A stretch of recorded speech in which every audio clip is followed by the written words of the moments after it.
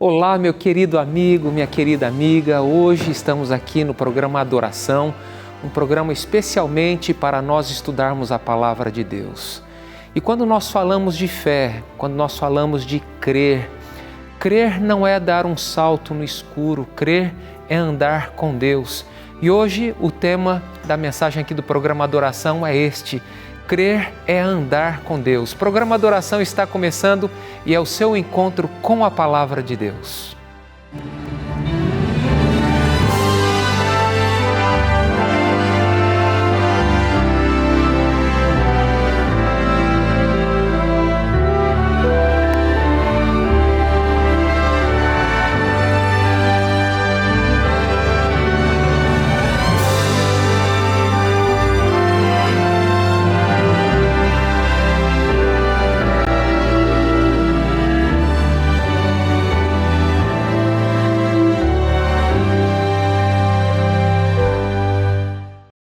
E eu quero oferecer a você a revista Esperança Novo Tempo, Eu Creio.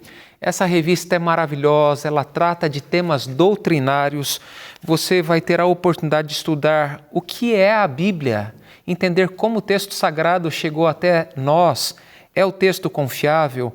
Você vai estudar sobre a doutrina de Deus, quem é Deus. Você também vai estudar sobre a criação, o plano da redenção, a justificação pela fé. Você vai estudar sobre a lei de Deus, Cristo e a lei de Deus. Enfim, são vários temas importantes e eu vou ler apenas duas frases aqui. Uma do primeiro capítulo que fala sobre a Bíblia. A Bíblia é a resposta às incertezas da vida. Sim, você tem questionamentos que você não encontrou resposta satisfatória em nenhum outro lugar. Eu tenho certeza de que na Bíblia você vai encontrar respostas satisfatórias. Você também encontra aqui a seguinte frase na segunda lição sobre Deus. A Bíblia nos ensina que Deus é recebido no coração pela fé. Aqui está a revista Eu Creio, ela não terá nenhum custo para você. Entre em contato conosco agora mesmo através do nosso WhatsApp 12 98244 4449 e envie a seguinte mensagem: eu quero a revista Eu Creio, e você receberá este material lindo em sua casa sem nenhum custo. E hoje o tema do programa Adoração é: crer não é saltar no escuro, é andar com Deus. Nós precisamos andar com Deus e por isso eu quero convidar você neste momento a orar, porque nós entendemos que a Bíblia é a palavra de Deus e o Espírito Santo ilumina a nossa mente para que possamos compreendê-la de forma correta. E é por isso que sempre, antes de abrirmos a Bíblia, nós invocamos o nome de Deus, pedindo pelo professor Espírito Santo para que Ele nos conduza ao entendimento. Feche seus olhos e vamos falar com Deus. Pai de amor, a Tua palavra será aberta neste momento. E pedimos que o Senhor fortaleça a nossa fé e nos ajude a confiar em Ti plenamente, mesmo quando todas as circunstâncias se demonstram desfavoráveis.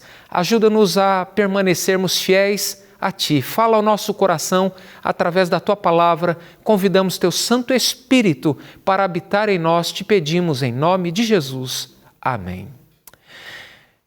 Quero compartilhar uma história que ilustra bem o tema da fé, mas também nos ajuda a entender a diferença entre fé verdadeira e presunção. Conta-se a história do equilibrista francês conhecido como Charles Blondin.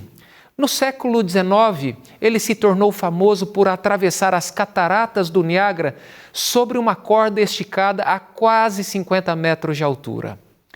Em uma ocasião, ele atravessou empurrando um carrinho de mão vazio e a multidão o aplaudiu, emocionada, comovida, porque ele estava arriscando a própria vida. Ele demonstrou bastante perícia, bastante treinamento, segurança.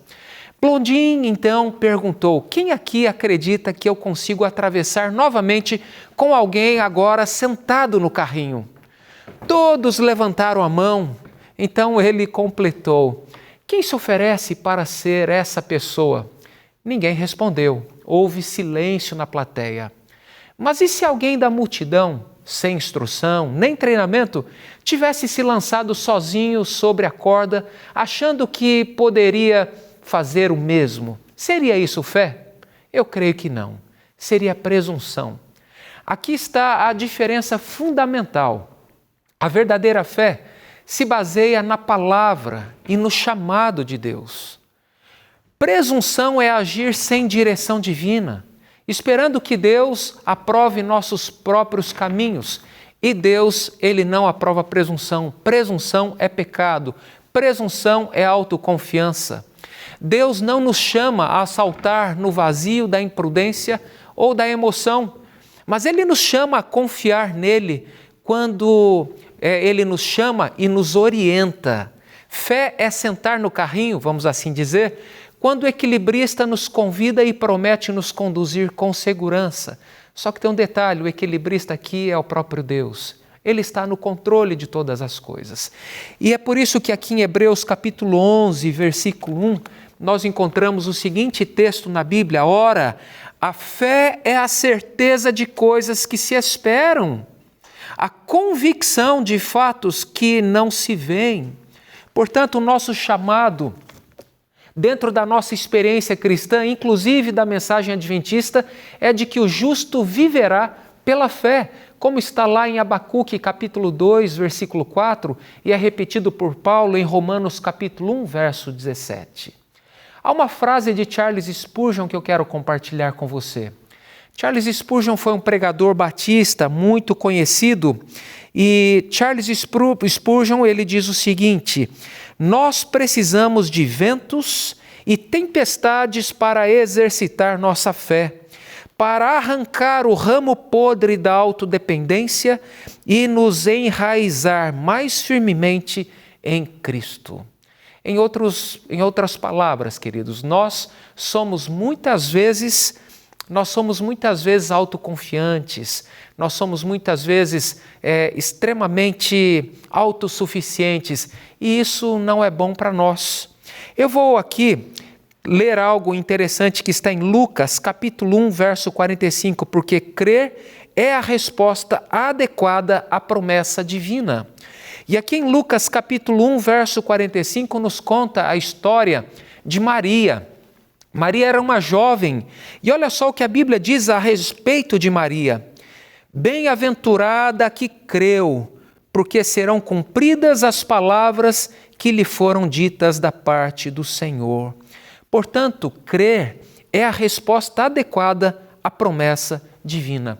Veja bem, Maria era uma jovem simples, era uma jovem que tinha aproximadamente 17, 18 anos, e ela creu na palavra de Deus, mesmo quando tudo parecia humanamente impossível.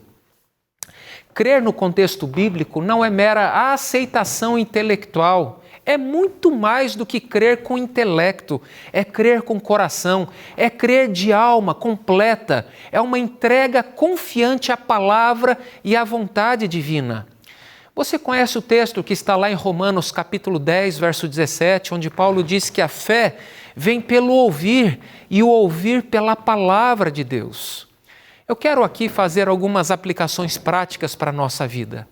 Como é que temos respondido às promessas de Deus? Estamos ouvindo sua voz através das Escrituras Sagradas? Por exemplo, a Bíblia fala de pureza sexual e moral. Lá em Mateus capítulo 5:8 tem uma promessa para os limpos de coração e diz: porque eles verão a Deus. Portanto, fé verdadeira significa ação, fugir da imoralidade, guardar pureza no namoro, no noivado, no casamento e na vida pessoal, confiando que a bênção de Deus é maior que qualquer prazer momentâneo. Presunção seria praticar a impureza e esperar de alguma maneira que Deus fosse abençoar este tipo de relacionamento como se nada de errado houvesse acontecido. Outro exemplo envolve a questão da fidelidade nos dízimos e nas ofertas. Lá em Malaquias capítulo 3, verso 10, nós conhecemos muito bem esse texto. Deus está dizendo assim para nós: trazei todos os dízimos e fazei prova de mim. Portanto, fé verdadeira significa que mesmo em dificuldades financeiras, colocamos Deus em primeiro lugar, confiando em suas promessas e provisão. A presunção seria achar que Deus vai abençoar mesmo que desobedeçamos a sua ordem clara. Eu conheço muitos testemunhos de pessoas que vivem em situações de restrição financeira e às vezes até mesmo de alguma falta. Mas é interessante que essas pessoas que eu conheço, elas colocaram Deus em primeiro lugar. Separaram o dízimo. A primeira coisa que fizeram ao receber ali o salário, separaram o dízimo. Conheço pessoas que colocaram o dízimo de uma forma interessante. Você faz um planejamento financeiro, né? E você gasta no cartão de crédito. Então, as pessoas muitas vezes se descontrolam no cartão de crédito e têm a fatura para pagar. Então, conheço pessoas que já colocaram ali, usando um aplicativo, o dízimo no cartão de crédito e já está dentro do seu orçamento aquele valor mensal, também as suas ofertas. É uma maneira que a pessoa encontrou de colocar dentro do seu planejamento financeiro a sua devolução do dízimo e também a prática das ofertas, colocando Deus em primeiro lugar, confiando em Deus, confiando na sua providência. Portanto, fé verdadeira não é dar um pulo no escuro, mas é andar com Deus, ouvindo a sua palavra e agindo correspondentemente à vontade de Deus, obedecendo a sua palavra. Outro exemplo, sobre a guarda do sábado. A promessa de Deus está lá em Ezequiel 20:20. Lá nós encontramos o texto que diz: santificai os meus sábados. E há uma promessa maravilhosa para cada um de nós. A fé verdadeira implica em guardar o sábado mesmo quando parece difícil. Por exemplo, trabalho, pressões sociais, escola, trabalhos escolares, testes, provas e até mesmo concursos. E nós devemos ser fiéis à observância do sábado, confiando que Deus honrará a nossa fidelidade. A presunção seria trabalhar no sábado e depois esperar a mesma bênção como se nada tivesse acontecido, como se tivéssemos obedecido a Deus. O sábado é um dia de aliança e nós devemos confiar em Deus. O terceiro exemplo que eu gostaria de destacar aqui é confiança, é descansar na fidelidade de Deus. Deus é fiel, suas promessas não falham. Em Hebreus capítulo 3 e 4, nós encontramos o convite de Deus para que nós possamos aprender com aquela geração de israelitas que saiu do Egito. Eles viram milagres extraordinários, mas ainda assim não confiaram plenamente no Senhor, e isso os impediu de entrar no descanso prometido. Lá em Hebreus capítulo 4:2, nós encontramos o seguinte texto que eu quero ler com você. Hebreus, capítulo 4, versículo 2, eu vou ler na Nova Versão Internacional. Pois as boas novas foram pregadas também a nós, tanto quanto a eles, agora sim falando dos israelitas. As boas novas também foram pregadas a eles, mas a mensagem que eles ouviram de nada lhes valeu, pois não foi acompanhada de fé por aqueles que a ouviram. Sabe, de nada adianta ouvir a palavra de Deus se esta palavra não for acompanhada de fé.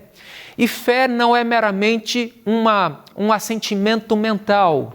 Não, fé envolve uma experiência, uma convicção interna tão forte que nos leva a agir de forma coerente com a nossa fé. A incredulidade impede que experimentemos o descanso de Deus, simbolizado em Canaã, quando o povo de Israel finalmente possuiria a terra prometida. E esse descanso, ele é prefigurado no sábado. Aqui tem um detalhe, eu quero fazer um parênteses. O descanso sabático semanal se torna também um lembrete de que somos chamados a descansar em Cristo todos os dias. Sabe por quê?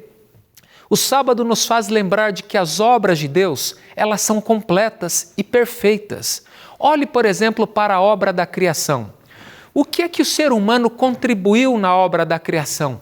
Nada, absolutamente nada. O ser humano foi criado quando tudo estava pronto e tudo era perfeito. Inclusive, quando Deus avalia a sua obra, Ele diz, é muito bom. Era uma obra completa e perfeita. Quando nós olhamos para a obra da redenção, também é uma obra completa e perfeita, porque a obra da criação e a obra da redenção, elas são semelhantes. É o poder de Deus agindo e a obra da criação e a obra da redenção são obras completas e perfeitas. E não há nada que eu e você possamos fazer para acrescentar algo ao que é completo e perfeito. E por isso nós somos convidados a descansar no sacrifício perfeito, completo e totalmente suficiente de Cristo na cruz do Calvário para nos salvar. E por isso somos lembrados semanalmente, no sábado, de que as obras de Deus, elas são completas e perfeitas. Isso deveria trazer ao nosso coração alento, alegria, confiança e descanso. Hebreus capítulo 3, verso 19, nos diz que aquela geração não entrou na terra prometida por causa da incredulidade. Está aqui, eu vou ler o texto. Vemos, pois, que não puderam entrar por causa da incredulidade. Queridos, o povo rodeou no deserto, toda aquela geração pereceu no deserto. Sabe por quê? Incredulidade. Há uma citação de Ellen White que está aqui no livro Mensagens Escolhidas, que diz assim: por 40 anos, a incredulidade, murmurações e rebelião excluíram o antigo Israel da terra de Canaã. Os mesmos pecados têm retardado a entrada do moderno Israel na Canaã celeste. Em nenhum dos casos, preste atenção, em nenhum dos casos as promessas de Deus estiveram em falta. É a incredulidade, o mundanismo, a falta de consagração e a contenda entre o professo povo do Senhor que nos tem conservado neste mundo de pecado e dor por tantos anos. Queridos, nós, assim como Israel no passado, incorremos ao mesmo perigo de postergarmos a vinda do nosso Senhor e permanecermos rodeando o deserto por causa da incredulidade, por causa de incredulidade, mundanismo, falta de consagração e contenda entre o professo povo do Senhor. Que isso não aconteça no nosso arraial, que isso não aconteça conosco. Fé é uma obra ativa no coração. Você conhece o texto de Tiago, capítulo 2, verso 17, onde o servo do Senhor diz: assim também a fé, se não tiver obras, por si só ela é morta. Se a fé não for acompanhada de obras, essa fé é morta. A verdadeira fé não é passiva, ela se manifesta em atitudes práticas, obediência, entrega, serviço e amor. Noé, por exemplo, a Bíblia nos diz aqui em Hebreus capítulo 11, ali na galeria dos heróis da fé, nos fala de Noé. No capítulo 11, versículo 7, nós encontramos a seguinte declaração: pela fé, Noé, divinamente instruído acerca de acontecimentos que ainda não se viam e sendo temente a Deus, aparelhou uma arca para a salvação de sua casa. Qual era o contexto? Nunca havia chovido, mas Deus prometeu que viria o dilúvio. Qual foi a ação prática de Noé? Ele pregou durante 120 anos e construiu a arca, seguindo exatamente as instruções divinas. Pare para pensar, se Noé tivesse construído de uma forma diferente das instruções divinas, certamente ele teria perecido no dilúvio. Ele seguiu à risca cada detalhe da instrução divina para a construção da arca. A lição prática para mim e para você: crer é obedecer mesmo quando o mundo inteiro zomba ou critica. É perseverar quando o resultado parece distante. Lembre-se, as pessoas caçoaram de Noé, acharam que ele era um louco, insano, demente. já estava velhinho, gagá, nunca havia chovido, mas ele foi fiel a Deus e obedeceu, porque ele creu, tá bem? Vamos nos lembrar de Abraão.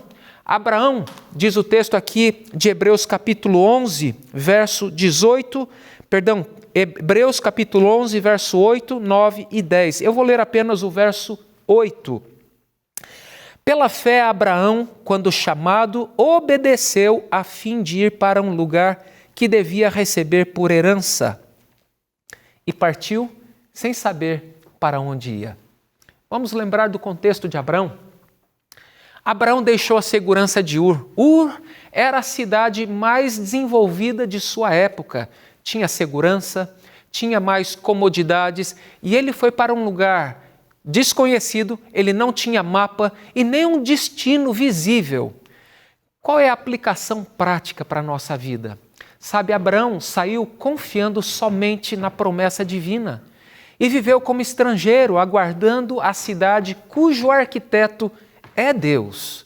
Sabe, crer é obedecer imediatamente, mesmo quando as circunstâncias são incertas. Precisamos ter uma obediência pronta, rápida, devemos ser diligentes em nossa obediência.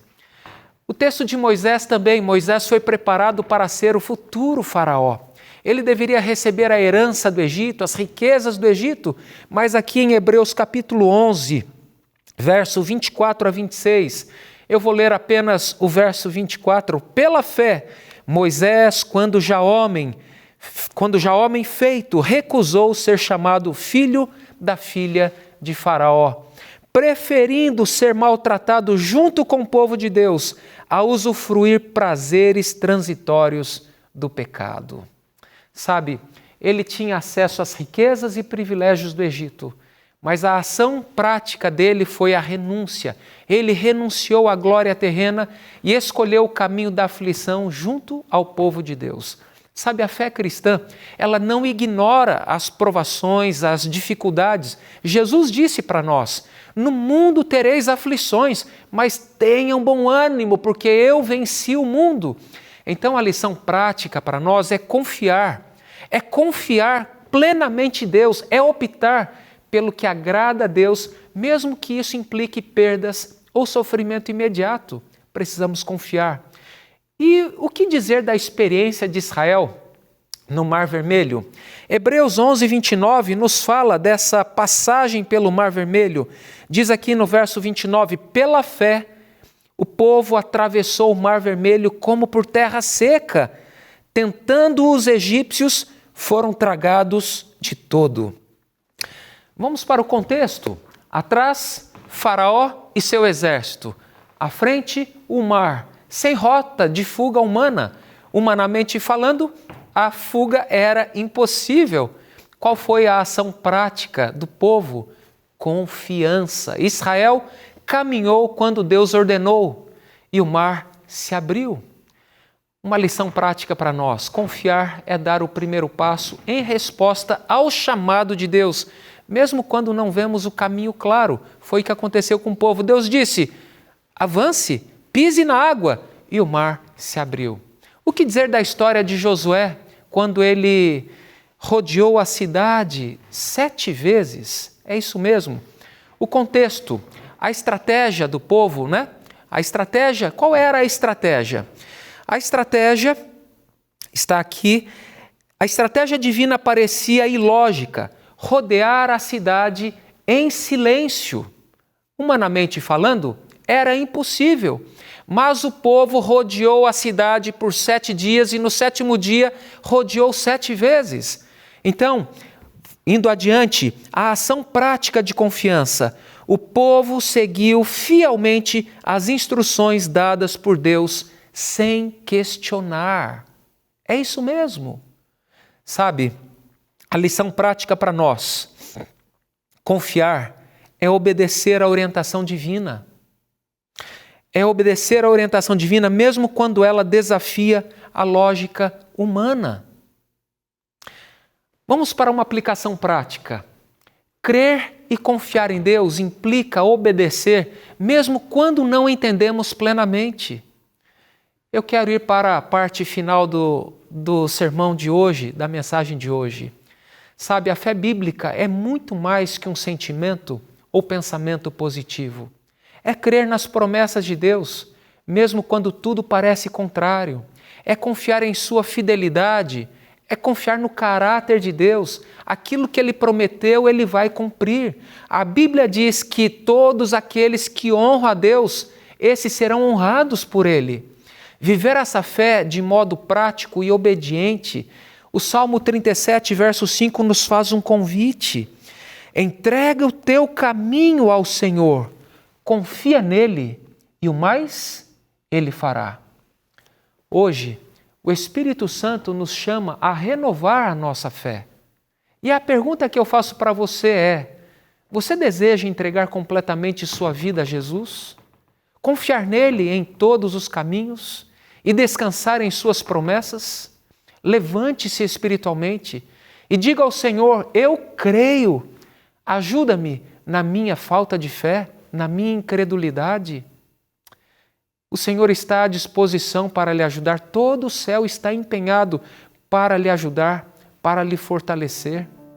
O que dizer da história daqueles 3 hebreus que estavam lá em Babilônia, longe de casa, longe da família, longe da sua cultura, estavam em meio a uma religião pluralista e mesmo assim, diante da ordem do rei, de que eles deveriam se prostrar e adorar uma imagem esculpida de ouro, um decreto de morte, eles permaneceram em pé, foram fiéis a Deus, mesmo colocando em risco a própria vida. O rei perguntou a eles: vocês acham que o Deus de vocês é capaz de livrá-los da minha mão? E aqueles 3 jovens responderam: ó rei, fique sabendo que o Deus a quem nós servimos, se Ele quiser nos libertar das tuas mãos, Ele poderá assim fazê-lo. Mas, se Ele não nos libertar, ainda assim, nós não vamos dobrar os nossos joelhos perante esta estátua. Eles permaneceram fiéis, foram lançados na fornalha de fogo ardente e foram salvos, foram libertos. Deus honrou a fé daqueles 3 jovens, uma fé ativa. Eu convido você a caminhar com Deus. Eu convido você a não dar um pulo no escuro, mas a confiar em Deus, assim como Ele se revela em Sua palavra. E por isso eu convido você a fazer essa entrega agora, através dessa oração. Ore comigo, vamos falar com Deus. Pai de amor, nós vivemos em tempos difíceis, onde a nossa fé é provada todos os dias, mas nós te agradecemos por cada uma dessas experiências e queremos confiar cada vez mais em Ti. Ajuda-nos na nossa falta de fé, Senhor. Ajuda-nos a atravessarmos esses momentos difíceis, apegados a Ti, confiantes, com esperança. Assim como o Senhor agiu no passado, libertando o Teu povo, salvando o Teu povo, nós pedimos que o Senhor esteja à nossa frente, que o Senhor seja o nosso guia, o nosso general, que o Senhor nos guie, que o Senhor fortaleça, Pai, a nossa fé. Senhor, se existe algum de nosso telespectador agora nos acompanhando e está dizendo: Senhor, está difícil essa caminhada, estou sendo muito provado. Senhor, traga paz ao seu coração, abrace-o, Pai, trazendo o conforto, trazendo o alívio, trazendo a libertação, aumentando a nossa fé. Se existe alguém que precisa de cura, Pai, neste momento nós pedimos por esta cura, que seja feita a Tua vontade. Se existe alguém que está passando por um problema no relacionamento e necessita de reconciliação e restauração, que assim aconteça. Pedimos em nome de Jesus. Amém.